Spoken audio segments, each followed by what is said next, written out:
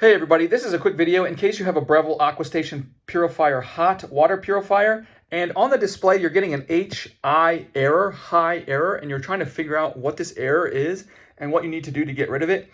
So a couple things. First of all, what it is real simple. It's that it is detecting that the water that's in the reservoir is too hot.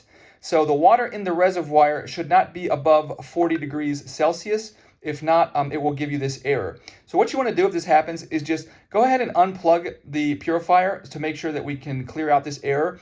And then you're going to dump out the water and replace it with water that is cooler than 40 degrees Celsius. Just make sure you don't go too cold, because water that's below 5 degrees Celsius will then give you a low error because the water is too cold.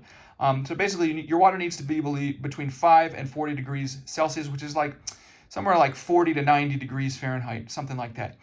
Anyways, once you put the water back in, you can plug it back in and you'll be good to go. Thanks a lot for watching. Have a great day.